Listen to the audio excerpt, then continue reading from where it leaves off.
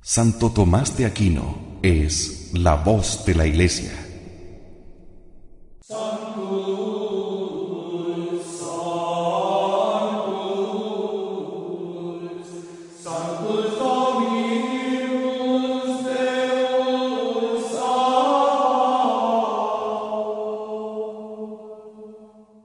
La Iglesia ha tenido en el Santo Doctor la fuente infalible de la verdad revelada. Su análisis certero, justo y piadoso de la doctrina de los Evangelios es una guía imprescindible si queremos ser católicos de verdad. Más aún en estos tiempos de tanta confusión. Santo Tomás de Aquino es la voz de la Iglesia. Adentrémonos en su divina sabiduría.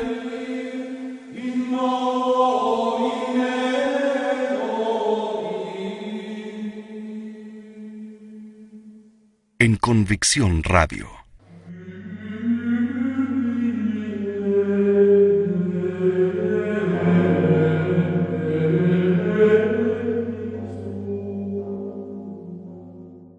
Continuamos, queridos auditores de Convicción Radio, con el estudio de El Credo, de la mano de Santo Tomás de Aquino, quien es la voz de la Iglesia.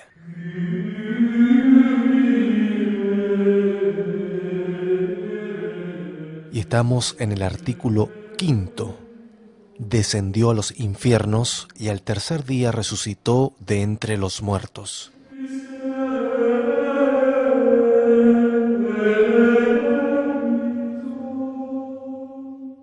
Como ya dijimos, la muerte de Cristo consistió en la separación del alma y del cuerpo, como en los demás hombres. Pero la divinidad estaba tan indisolublemente unida a Cristo hombre, que aun cuando el alma y el cuerpo se separaron entre sí, la divinidad misma estuvo siempre perfectísimamente unida al alma y al cuerpo. Por eso, el Hijo de Dios estuvo en el sepulcro con su cuerpo y descendió a los infiernos con su alma. Cabe señalar que el infierno del que aquí se trata no es el infierno de los condenados, separados para siempre de la visión de Dios, sino el lugar donde las almas de los justos esperaban que por la redención de Cristo se les abriesen las puertas del cielo. Son 4 las razones por las que Cristo descendió a los infiernos con su alma. La primera, para soportar toda la pena del pecado, expiando así toda la culpa, porque la pena del pecado del hombre no consistía solo en la muerte del cuerpo, sino también en el sufrimiento del alma, porque el pecado afecta también el alma y consiguientemente debía ser ésta castigada con la privación de la visión divina. Para abolir esta pena aún no se había dado satisfacción, y por eso, antes de la venida de Cristo, todos, incluso los santos padres, descendían al infierno después de su muerte. Así es que para soportar toda la pena debida a los pecadores, Cristo quiso no solo morir, sino también descender con su alma a los infiernos.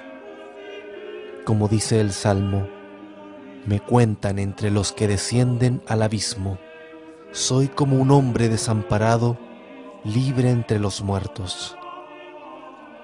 Pues los demás estaban allí como esclavos, pero Cristo como libre.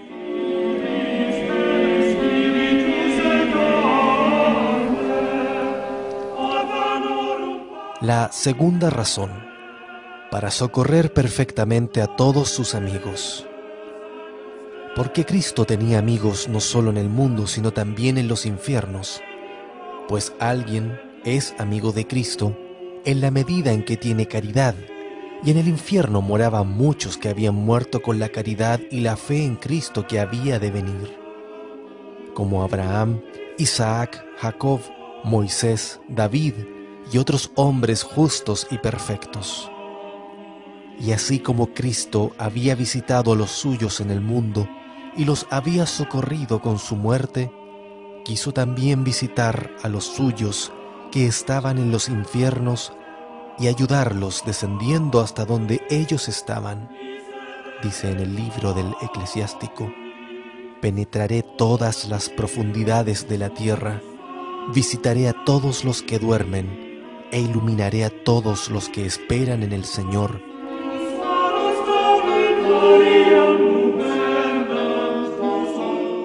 La tercera razón: para triunfar perfectamente sobre el diablo. Se triunfa de manera perfecta sobre un enemigo cuando no solo se lo vence en el campo de batalla, sino también cuando se le acomete hasta en su propia casa y se le arrebata a la sede de su reino y su misma casa.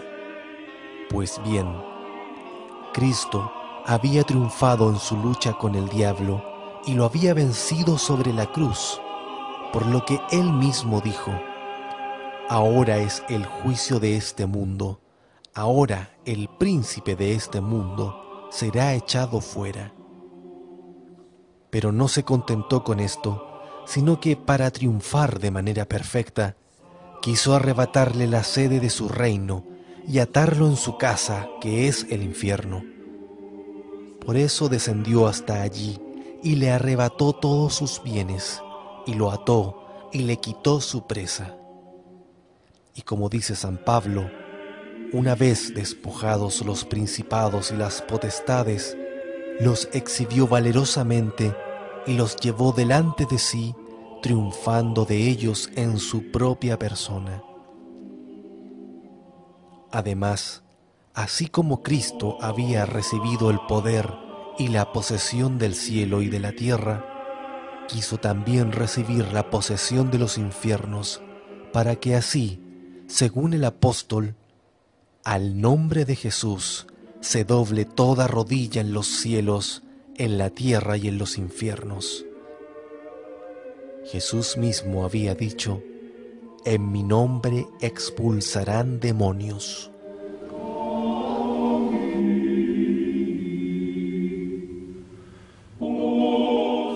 La cuarta y última razón: para liberar a los santos que estaban en los infiernos.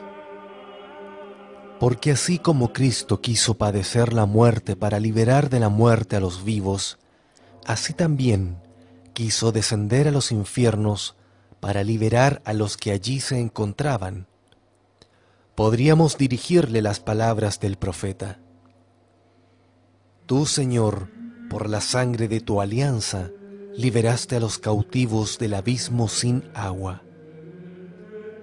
El Señor cumplió así la palabra del profeta: Oh muerte, yo seré tu muerte. Oh infierno, yo seré tu mordedura.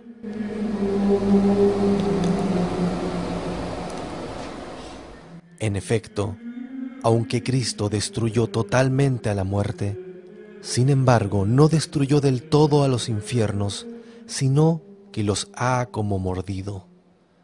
Porque no liberó a todos del infierno, sino solamente a los que estaban sin pecado mortal, y también liberó a los que estaban sin pecado original, ya sea porque la circuncisión los había de él liberado en cuanto a su persona, ya sea porque se habían salvado antes que Dios diese la circuncisión a los patriarcas, o por la fe de sus padres fieles, si no tenían uso de razón, o, si eran adultos, por los sacrificios y por la fe en el Cristo que debía venir. Pero permanecían en los infiernos por causa del pecado original de Adán, del cual no podían ser liberados en cuanto a la naturaleza, sino por Cristo.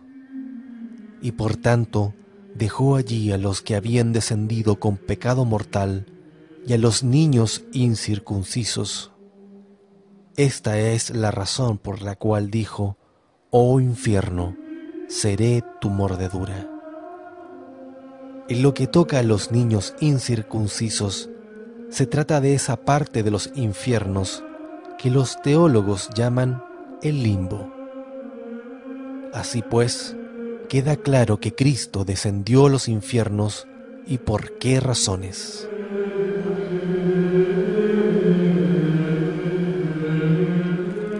De todo esto podemos extraer para instrucción nuestra 4 conclusiones. Primero, una firme esperanza en Dios, porque por grande que sea la aflicción en la que un hombre está sumergido, siempre debe esperar en la ayuda de Dios y poner en Él su confianza. En efecto, no puede haber cosa tan penosa como estar en los infiernos. Si pues Cristo liberó a los que allí se encontraban, todo aquel que sea amigo de Dios debe tener gran confianza en que será librado por Él de cualquier angustia. Leemos en la Escritura: la divina sabiduría no desamparó al justo vendido, descendió con él a la fosa y no lo desamparó en las cadenas. Y porque Dios ayuda especialmente a sus servidores, debe estar muy seguro aquel que sirve a Dios. Quien teme a Dios, dice la Escritura, no temblará, no tendrá miedo, porque Dios mismo es su esperanza.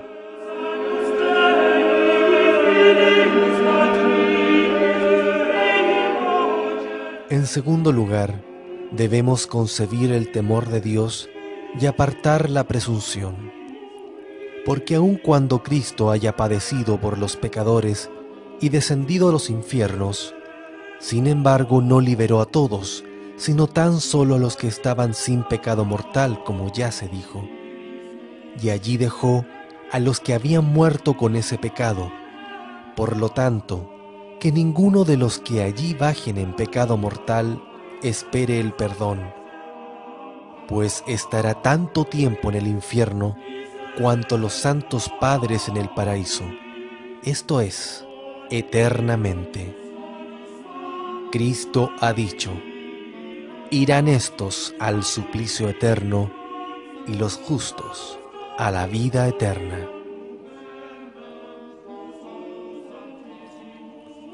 En tercer lugar, debemos estar alertas. Precisamente porque Cristo descendió a los infiernos por nuestra salvación, nosotros debemos preocuparnos por descender allí frecuentemente, considerando aquellas penas, como lo hacía el santo rey Ezequías, el cual decía: yo dije, a la mitad de mis días iré a las puertas del infierno. Porque quien durante su vida descienda allí frecuentemente con el pensamiento, no descenderá allí fácilmente al morir, ya que tal consideración lo aparta del pecado. Vemos cómo los hombres de este mundo se cuidan de obrar mal por temor al castigo temporal. ¿Cuánto más deberían cuidarse, considerando las penas del infierno, que son tanto mayores por razón de su duración, intensidad y variedad? Acuérdate de tus postrimerías, dice la Escritura, y nunca jamás pecarás. En cuarto lugar, de ello resulta para nosotros un ejemplo de amor. Porque Cristo descendió a los infiernos para liberar a los suyos, y por lo tanto también nosotros debemos descender allí, en espíritu, para ayudar a los nuestros. Pues las almas del purgatorio nada pueden, por lo cual debemos ayudar a los que allí están. Muy cruel sería quien no ayudara a un ser querido que estuviese encerrado en una cárcel terrestre, pero sería aún mucho más cruel quien no ayudase al amigo que está en el purgatorio, no habiendo comparación alguna entre las penas de este mundo y aquellas. Compadeceos de mí siquiera vosotros, mis amigos, decía Job, porque la mano del Señor me ha herido. Por eso leemos en la Escritura: obra santa y saludable es orar por los difuntos, para que sean librados de sus pecados. Como dice San Agustín, se les ayuda principalmente de 3 maneras, a saber, con misas, con oraciones y con limosnas. San Gregorio agrega una 4ª manera, el ayuno, lo cual no es de extrañar, porque incluso en este mundo puede un amigo satisfacer por su amigo. Sin embargo, esto debe entenderse respecto a los que están en el purgatorio. 2 cosas debe conocer el hombre: la gloria de Dios y el castigo del infierno. Atraídos en efecto por la gloria y atemorizados por los castigos, los hombres se cuidan y se apartan de los pecados. Pero es muy difícil para el hombre conocer estas cosas, por lo cual acerca de la gloria se dice en la Escritura: ¿quién penetrará lo que está en el cielo? Es ciertamente difícil para los hombres terrenos, porque como dice San Juan, el que es de la tierra habla. Pero no lo es para los hombres espirituales, porque el que viene de lo alto está por encima de todos, como se dice en el mismo lugar. Precisamente por eso, para enseñarnos las cosas celestiales, Dios bajó del cielo y se encarnó. La Escritura pone esta frase en boca de los impíos: no se sabe de nadie que haya vuelto de los infiernos. Pero ahora ya no se puede decir tal cosa, porque así como Cristo bajó del cielo para enseñarnos las cosas celestiales, así resucitó de los infiernos para instruirnos sobre los infiernos. Y por lo tanto, es necesario que creamos no solo que Cristo se hizo hombre y murió, sino también que resucitó de entre los muertos, por lo cual se dice en el credo: y al 3er día resucitó de entre los muertos. Vemos en la Escritura que muchos resucitaron de entre los muertos, como por ejemplo Lázaro, el hijo de la viuda, la hija del jefe de la sinagoga. Pero la resurrección de Cristo difiere de la resurrección de estos y otros en 4 cosas. Primero, en cuanto a la causa de la resurrección. En efecto, los otros resucitados no resucitaron por su propia virtud, sino por el poder de Cristo o por las oraciones de algún santo. En cambio, Cristo resucitó por su propia virtud, ya que no solo era hombre, sino también Dios. Y la divinidad del Verbo nunca quedó separada ni de su alma ni de su cuerpo, por lo cual, cuando quiso, el cuerpo recobró el alma y el alma recobró el cuerpo. Cristo dijo de sí mismo: tengo poder para dar mi alma y tengo poder para retomarla de nuevo. Y si bien es cierto que Cristo murió, ello no fue por debilidad ni por necesidad impuesta desde fuera, sino por su propio poder, porque murió voluntariamente, como se ve por el hecho de que cuando entregó su espíritu, gritó con fuerte voz, cosa que no pueden hacer los otros hombres, porque mueren en razón de su debilidad. Por lo cual dijo el centurión: verdaderamente este era el Hijo de Dios. Y por eso, así como por su propio poder entregó su alma, así también por su propio poder la recobró. Por ello decimos: Cristo resucitó, siendo su resurrección obra suya, y no decimos fue resucitado, como si su resurrección fuese obra de otro. Me acosté y me dormí, luego me levanté, dice el Salmo. Ni esto es contrario a lo que dijo San Pedro en su discurso a los judíos: a este Jesús lo resucitó Dios, porque en efecto el Padre lo resucitó, y también el Hijo, ya que el Padre y el Hijo tienen un único y solo poder. En segundo lugar, difiere por la vida a la cual resucitó, porque Cristo resucitó a una vida gloriosa e incorruptible.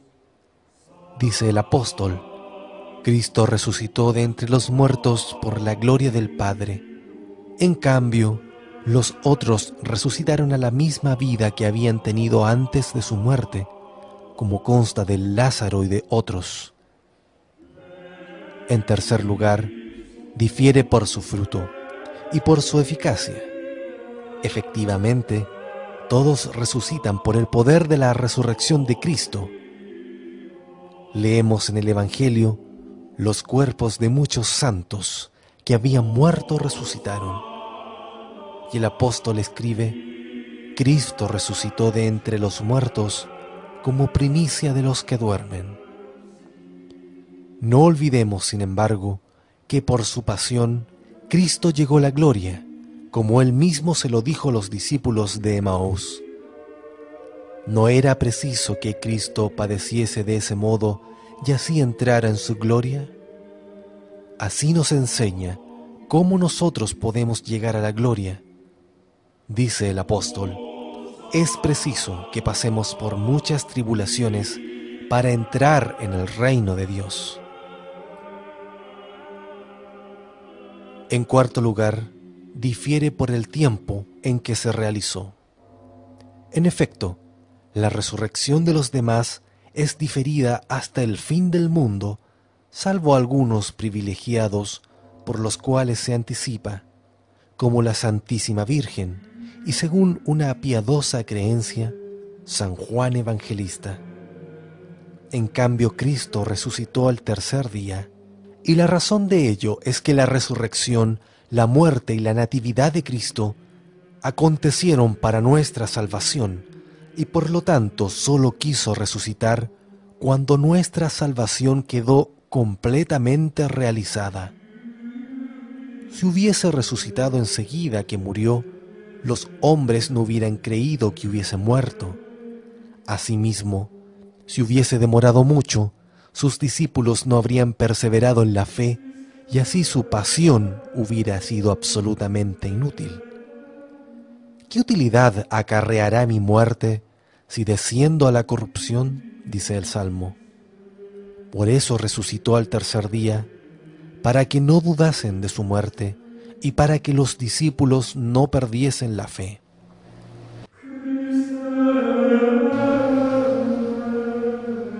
De lo dicho acerca de la resurrección podemos sacar 4 consecuencias para nuestra ilustración.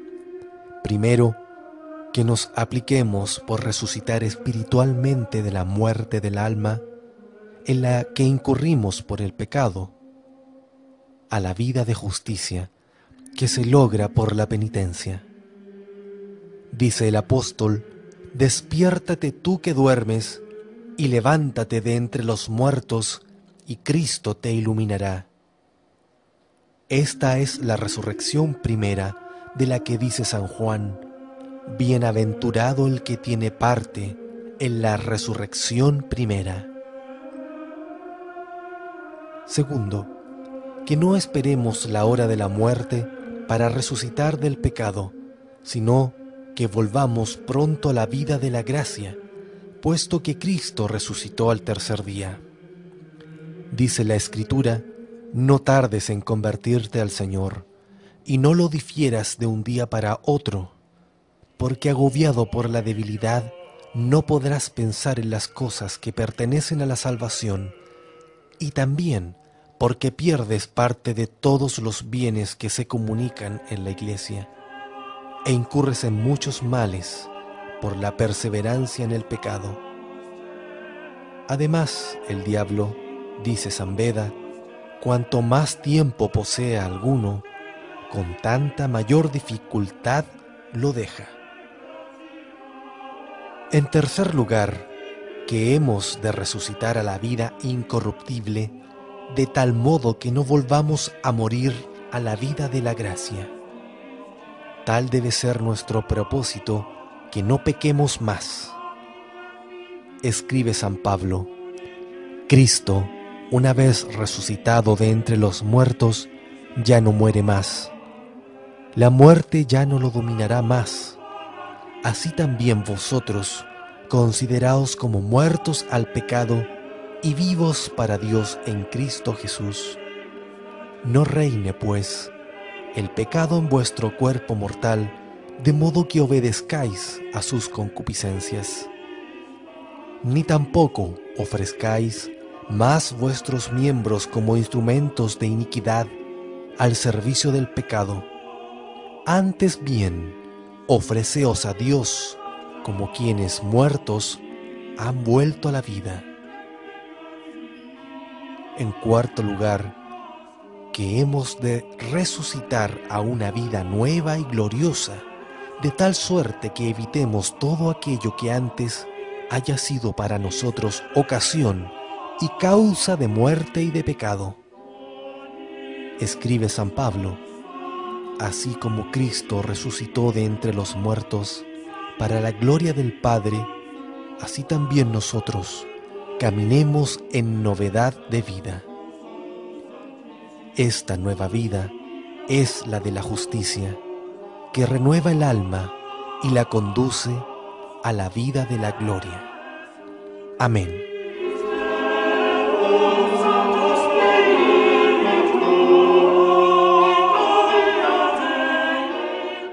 Oh Dios, que ilustras a tu Iglesia con la admirable erudición de tu santo confesor Tomás y la fecundas con sus santas obras, te rogamos, nos concedas la gracia de entender lo que él enseñó y de imitar sus virtudes. Por Cristo nuestro Señor. Amén. Muchas gracias y será hasta un próximo capítulo de Santo Tomás de Aquino, la voz de la Iglesia.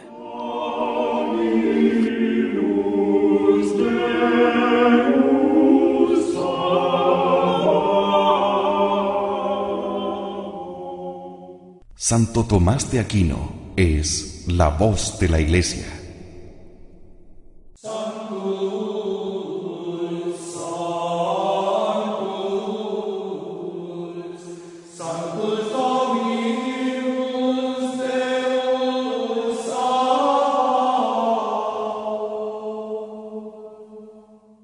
La Iglesia ha tenido en el Santo Doctor la fuente infalible de la verdad revelada.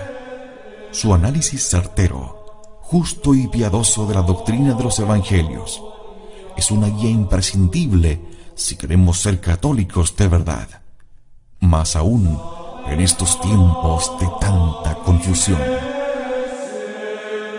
Santo Tomás de Aquino es la voz de la Iglesia. Adentrémonos en su divina sabiduría.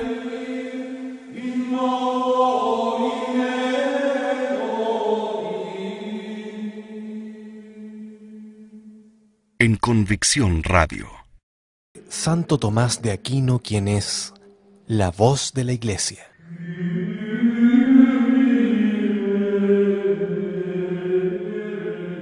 Y estamos en el artículo 5.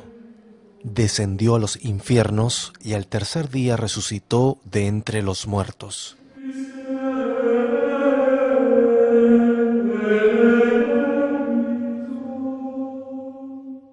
Como ya dijimos, la muerte de Cristo consistió en la separación del alma y del cuerpo, como en los demás hombres. Pero la divinidad estaba tan indisolublemente unida a Cristo hombre, que aun cuando el alma y el cuerpo se separaron de tanta confusión.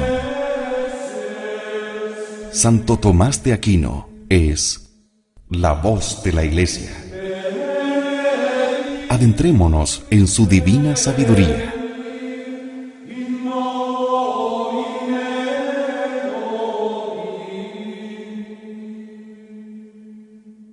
En Convicción Radio.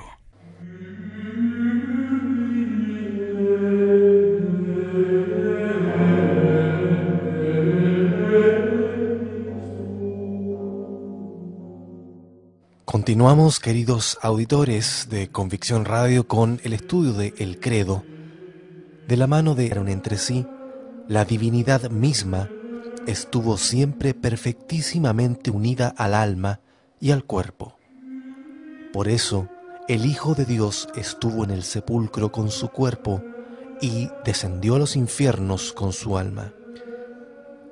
Cabe señalar que el infierno del que aquí se trata no es el infierno de los condenados, separados para siempre de la visión de Dios, sino el lugar donde las almas de los justos esperaban que por la redención de Cristo se les abriesen las puertas del cielo.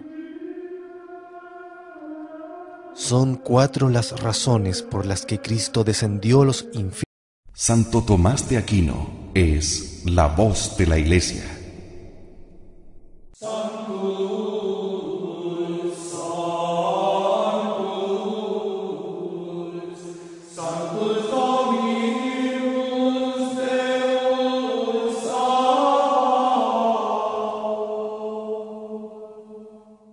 La Iglesia ha tenido en el Santo Doctor la fuente infalible de la verdad revelada. Su análisis certero, justo y piadoso de la doctrina de los Evangelios es una guía imprescindible si queremos ser católicos de verdad. Más aún en estos tiempos Con su alma. La primera, para soportar toda la pena del pecado, expiando así toda la culpa, porque la pena del pecado del hombre no consistía solo en la muerte del cuerpo, sino también en el sufrimiento del alma, porque el pecado afecta también el alma y consiguientemente debía ser ésta castigada con la privación de la visión divina. Para abolir esta pena aún no se había dado satisfacción, y por eso, antes de la venida de Cristo, todos, incluso los santos padres, descendían al infierno